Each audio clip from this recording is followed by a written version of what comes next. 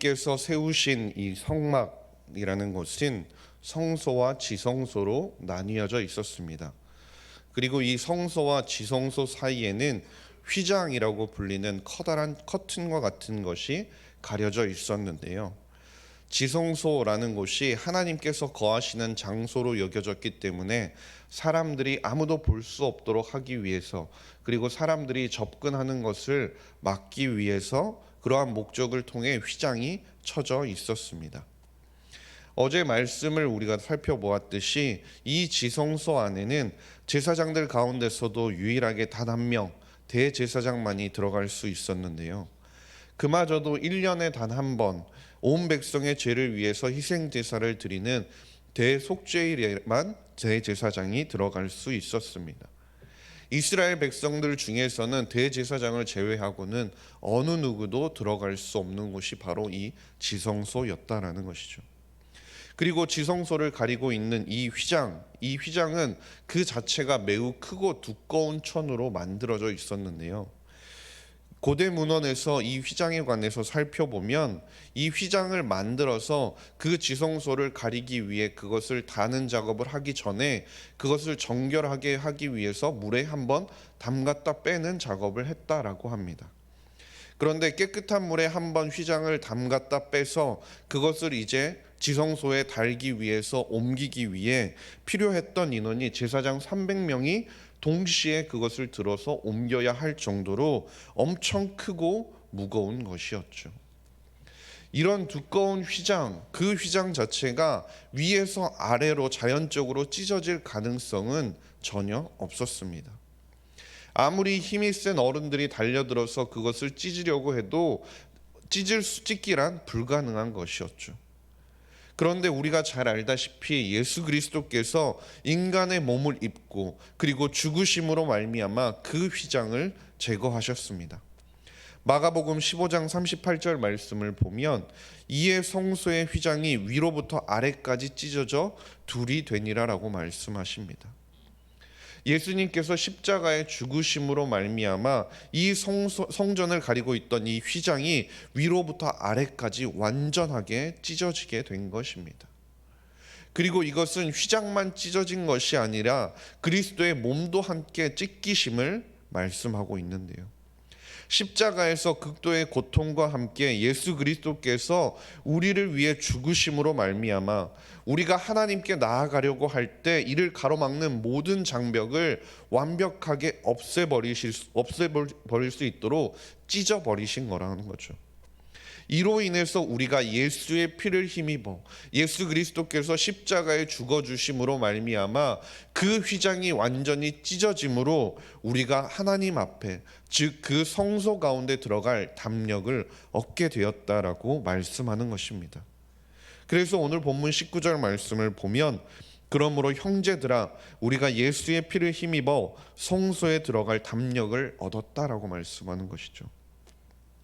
여기서 말하는 이 담력이라는 것은 확신 그리고 담대함을 의미합니다. 우리가 다른 것을 의지했다면, 우리가 다른 것을 붙들고 다른 확신을 가지고 나아갔다면 우리가 하나님 앞에 나아갈 때마다 주저할 수밖에 없습니다. 우리는 여전히 죄인이고 죄는 하나님께서 가장 싫어하시는 것이고 하나님과 함께 할 수 없는 것이기 때문에 만약 우리가 우리의 행동이나 우리의 행위나 우리의 말이나 우리의 어떤 것을 가지고 하나님 앞에 나아가고자 했다면 우리는 확신을 가지고 나아갈 수 없었을 것입니다. 그런데 우리가 확신을 가지고 담대함을 가지고 하나님 앞에 우리가 당당하게 나아갈 수 있는 그 이유가 무엇이냐면 예수 그리스도께서 보혈을 통해 우리에게 온전함을 선물하여 주셨기 때문이라는 것이죠. 예수님께서는 자신의 육체를 통해 그리고 그 보혈의 피를 통해서 우리에게 새로운 살 길을 열어놓으셨다라는 것입니다. 20절 말씀에서도 이렇게 말씀합니다. 그 길은 우리를 위하여 휘장 가운데로 열어놓으신 새로운 살 길이요 휘장은 곧 그의 육체니라. 대제사장 그리고 대제사장이 1년에 단 한 번만 들어갈 수 있었던 그 지성소 가운데 하나님을 대면하는 그곳 가운데로 나아갈 수 있도록 하나님께서 예수 그리스도의 피를 받으심으로 말미암아 누구든지 그 피를 믿는 자들은 나아갈 수 있도록 그 길을 열어주셨다라는 겁니다. 죄로 인해서, 죄로 말미암아 하나님과의 관계가 끊어졌던 우리의 관계를 하나님께서 회복시키시고 영원한 생명을 누릴 수 있는 그 길을 우리에게 열어주셨다는 것이죠. 그래서 요한복음 14장 6절 말씀에서도 예수께서 이르시되 내가 곧 길이요 진리요 생명이니 나로 말미암지 않고는 아버지께로 올 자가 없다라고 말씀하시지 않으셨습니까? 예수 그리스도만이, 예수 그리스도의 보혈을 의지하는 것만이, 예수 그리스도께서 우리를 위하여 죽으셨고 그 길을 열어놓으셨다라는 것을 믿는 것만이, 그것만이 생명이요 참 길이라는 것입니다. 이제는 예수 그리스도를 믿는 모든 성도들이 언제라도 하나님의 존전에 들어가서 하나님을 뵐 수 있도록 우리를 위하여 예수 그리스도께서 열어놓으신 길이라는 겁니다. 이것은 유대인이든 이방인이든 상관없는 것이었습니다. 예수 그리스도께서 하나님의 집을 다스리시는 큰 제사장으로서 하나님의 보좌가 있는 방까지 우리를 인도하여 주시기 때문이라는 겁니다. 이것이 우리에게 있어서 얼마나 큰 특권인 줄 아십니까? 하나님의 선민이라고 불리던 사람들 중에서도 대제사장만이, 그리고 그도 인간이기 때문에 언제나 매년 들어갈 때 두려운 마음을 가지고 간신히 들어갔다 나올 수 있는 곳이 바로 지성소, 하나님의 앞이었다라는 겁니다. 이 제한적인 특권마저도 너무 귀한 것이어서 왕조차도 이를 탐하다가 하나님의 심판을 받기도 한 사실을 우리가 성경에서 볼 수 있다라는 겁니다. 그런데 우리는 지금 어떻습니까? 예배하러 오는 발걸음 가운데 혹시나 우리의 죄로 말미암아, 내가 지은 죄로 말미암아 하나님께서 나를 벌하시지는 않을까, 우리가 혹시 두려워 떠는 마음을 가지고 우리가 예배의 초소에 나오지 않지 않습니까? 우리가 하나님을 예배하기 위해서, 하나님을 바라보기 위해서 1년에 한 번만 우리가 하나님 앞에 나올 수 있는 것도 아니고, 우리가 원할 때 언제든지 자유롭게 하나님 앞에 나와서 우리가 예배할 수 있고 간구할 수 있고 하나님을 찬양할 수 있는 특권이 우리에게 주어져 있는 것이 아닙니까? 이것이 얼마나 큰 은혜이자 축복입니까? 왜 하나님께서 우리를 위하여 그렇게까지 하셨을까요? 하나님께서 우리를 위하여 하신 그 일들, 만약에 유대 백성들, 그 당시 사람들의 눈에서 우리가 누리고 있는 이러한 것들을 바라보자면 결국 하나님께서 우리를 위하여 하신 그 일은 곧 우리를 위한 그분의 사랑과 비례하다라는 것입니다. 독생자를 대가로 지불할 만큼, 그만큼의 가치로 우리를 하나님 앞에 나아올 수 있도록 하나님께서 받아주신 것은 그만큼 하나님께서 우리를 사랑하시고 우리를 향해 부어주신 은혜가 얼마나 큰지를 우리에게 보여주는 것이라는 거죠. 히브리서 기자는 이처럼 예수 그리스도의 피를 힘입어 확신과 자신을 가지고 담대함을 가지고 우리가 하나님 앞에 나아가야 한다라는 것을 이야기하면서 이어지는 말씀을 통해 두 가지의 권면을 더 우리에게 하고 있습니다. 그것 가운데 첫째는 믿음의 고백의 도리를 굳게 잡고 흔들리지 말아야 한다라는 것인데요. 23절 말씀을 보면 이렇게 말씀합니다. 또 약속하신 이는 미쁘시니 우리가 믿는 도리의 소망을 움직이지 말며 굳게 잡고라고 말씀하는데요. 여기서 말씀하는 믿는 도리라는 것은 곧 믿는 자들이 진리로 인정하는 교리를 가리킵니다. 히브리서 3장 1절에서도 그러므로 함께 하늘의 부르심을 받은 거룩한 형제들아 우리가 믿는 도리의 사도이시며 대제사장이신 예수를 깊이 생각하라라고 말씀하고 있습니다. 즉 이것은 믿는 도리라는 것은 예수 그리스도를 통해 하나님께서 우리에게 주신 그 약속을 의미하는 것입니다. 하나님에 대해서 우리가 믿는 것과 그리고 우리가 다른 사람들에게 하나님에 대해서 전하는 그 모든 내용을 포함하는 것입니다. 그 약속을 바라보면서 소망을 붙잡고 우리에게 그 소망에서 벗어나지 말 것을 우리에게 격려하고 있는 것입니다. 이것은 단순히 너희가 하나님의 도리를 붙잡고 죄를 짓지 말라라고 말하는 것이 아닙니다. 우리가 끝까지 그 종말이 올 때까지, 심판이 임할 때까지 믿음을 잃지 말아야 한다라는 것을 우리에게 말하고 있는 것입니다. 마지막 때에 하나님께서 주시는 평안한 안식을 누릴 자들은 결국은 계속해서 믿고 끝까지 하나님 앞에 순종하는 자들이기 때문입니다. 하나님은 틀림없이 자기 백성들에게 약속한 상급을 주실 것이기 때문에 우리는 그 약속을 붙들고 끝까지 믿음에 남아 있어야 한다라고 히브리서 기자는 독려하고 있는 것이죠. 그리고 우리가 그 믿음에 남아 있으면서 또다시 지켜야 할 두 번째에 관해서 히브리서 기자는 이렇게 말하는데요. 서로 사랑과 선행으로 격려해야 한다라고 말씀하고 있습니다. 24절과 25절 말씀인데요. 이렇게 말씀합니다.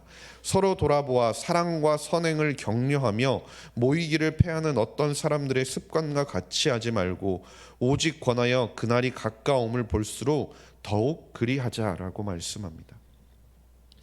여기서 서로 격려하라 라고 말하고 있는 이 격려라는 것은 단순히 사랑과 선행을 하도록 너희가 서로 응원하는, 어느 정도 열심히 해봐라고 응원하는 그 정도의 격려를 말하는 것이 아닙니다. 그 상대방으로 하여금 우리가 그렇게 격려하는 상대방이 반드시 그것들을 행동으로 옮길 수 있도록 우리가 적극적으로 서로에게 있어서 자극제 역할을 해야 한다는 것입니다. 서로가 서로에게 있어서 사랑과 선행을 바탕으로 자극제 역할을 해야 한다는 것은 결국은 먼저 우리가 성도가 몸인 그리스도를 중심으로 유기적으로 연결되어 있는 지체라는 사실을 우리가 기억해야 한다는 것이죠.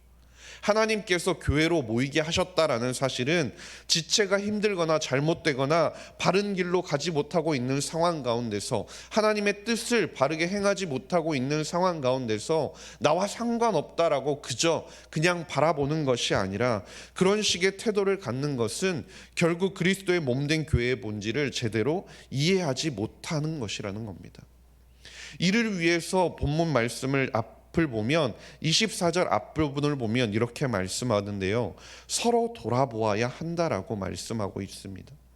이 서로 돌아보아야 한다라는 것은 단순히 그저 지나갈 때 저 사람 잘 있구나, 저 사람 잘하고 있구나라고 그냥 스쳐 지나가듯이 그냥 보고 그가 어떤 상황인지를 판단하는 것이 아니라, 항상 주의 깊게 그 사람이 어떤 상태인지를 살펴보고, 그가 지금 어떠한 상황인지를 살펴보고, 그가 어떠한 마음인지, 어떤 행동과 어떤 생각을 가지고 어떤 행동을 하고 있는지를 주의 깊게 관찰하고 나서 그가 온전히 하나님의 사랑과 선행을 바탕으로 하나님의 뜻을 행할 수 있도록 격려하고 서로의 자극제 역할을 해주는 것이 하나님께서 우리에게 원하시는 모습이라는 것입니다.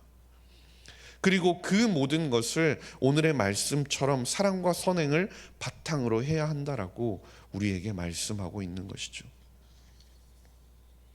하나님께서는 우리를, 그리스도인들을 서로 따로 떨어져서 독립적으로 그저 각자가 하나님을 바라보고 하나님을 예배하고 그저 하나님 앞에 나아가기를 바라는 그런 독자적인 개체로 만들어 놓지 않으셨습니다. 하나님께서 계획하신 것은 그게 아니라는 거죠. 하나님께서 원하시는 모습은 무엇입니까? 성도들이 서로 필요할 때 그 서로를 채워주고 하나님에 대한 헌신이 적극적이 될 수 있도록 서로를 독려하고 그 믿음에서 떨어지지 않을 수 있도록, 그가 믿음의 소망을 온전히 붙들고 하나님 앞에 서 있을 수 있도록 서로가 서로를 독려하며 붙잡아주며 기도하며 서로 함께 나아가는 그 모습을 하나님께서는 보시길 원하신다라는 것이죠. 그래서 갈라디아서 6장 1절과 2절 말씀에서는 이렇게 이야기합니다. 형제들아, 사람이 만일 무슨 범죄한 일이 드러나거든 신령한 너희는 온유한 심령으로 그러한 자를 바로잡고 너 자신을 살펴보아 너도 시험을 받을까 두려워하라. 너희가 짐을 서로 지라. 그리하여 그리스도의 법을 성취하라라고 말씀하고 있습니다. 주 안에서 사랑하는 석관중앙교회 성도님 여러분, 우리의 대제사장 되시며 우리를 위하여 보혈의 피를 흘려주신 그 보혈을 힘입어서 우리가 하나님 앞에 확신과 담대함을 가지고 우리가 기쁨으로 나아갈 수 있게 되었다라는 사실을 우리가 기억할 수 있기를 간절히 소망합니다. 또한 우리를 죽기까지 사랑하시고 결코 저버리지 않으시면서 모든 약속에 미쁘신 하나님을 바라보며 우리가 끝까지 마지막 때까지 그 믿음을 견고히 붙잡고 나아가는 우리가 될 수 있기를 간절히 바랍니다. 그리고 마지막으로는 하나님께서 함께 모이게 하신 그 교회 안에서, 하나님께서 함께 모이신 그 교회의 공동체 가운데서 서로를 돌보며 서로를 바라보며 그저 나와 상관없는 사람으로 바라보는 것이 아니라 나의 이웃이자 나의 친구이자 나의 가족이라고 생각하고 그들을 향하여 관심과 사랑을 가지고 바라보며 서로를 돌보며 사랑과 선행으로 격려하고 함께 모이기를 힘쓰며 하나님의 나라를 이루어가는 저와 모든 성도님들이 될 수 있기를 주님의 이름으로 간절히 소망합니다. 기도하겠습니다. 하나님 아버지, 감사합니다. 오늘도 우리를 예배의 자리로 불러주시니 감사드립니다. 십자가의 은혜로 인하여 저희가 하나님 앞에 나아갈 수 있도록 은혜를 베풀어 주시니 감사드립니다. 어떤 고난과 문제가 우리 앞에 다가올지라도 새로운 살 길을 열어 인도하시는 주님을 의지하게 하시고 믿음을 붙들고 주님이 보시기에 합당한 교회 공동체를 이루며 살아가는 저와 모든 성도님들이 되게 하여 주시옵소서. 감사드리며 모든 말씀 우리 구주 예수 그리스도의 이름으로 기도드렸습니다. 아멘.